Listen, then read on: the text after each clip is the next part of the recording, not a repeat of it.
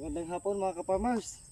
Ako'y galing dito sa bundok at naghanap tayo ng makakain. Ako'y pauwi na ngayong oras na ito. Siyempre, sigurado na ang pagkain ni ka-farmers, ano? Madami akong nakuha ngayong maghapon na ito. Mayroon akong papaya, mayroon akong puso, mayroon akong saging na pang merienda ni ka-farmers kapag nagtatrabaho. Ano mga ka-farmers? Meron din tayong suha. Ayan, may papaya, may patula. Husay na nilang pag-uwi nito ni ka-farmers, ano? Talagang pinakyaw na ni ka-farmers ang mga gulayin at saka mga prutas para tayo may makain sa susunod na araw.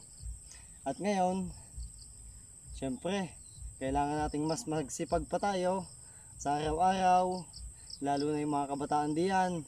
Kung nakikinig nyo ako at napapanood, tayo ay magsikap at magsipag. Huwag tayo tatamad-tamad. Habang bata pa tayo, ay sipagan natin at para tayo ay may anihin pag tayo tumanda. Hindi yung kung ano-anong gagawin natin, yung maglalaro ng Mobile Legend, maglalaro ng kung ano-ano. Talagang huwag natin sayangin yung mga oras na tayo ay bata pa. Kailangan nating magsipag at tulungan ang mga magulang natin, mga asawa. Ayan. Salamat nga pala mga ka-farmers. Kahapon ako i-share ko lang sa inyo. Sumahod na ako sa Facebook Reels. Ayan, kaya ganado si ka-farmers.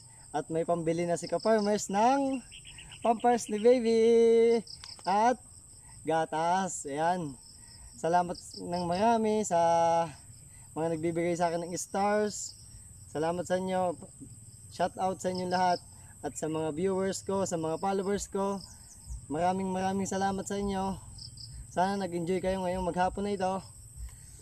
Uuwi na si ka-farmers at talagang tubon-tubo na sa akin dala, no? Sana panoodin yung aking mga video.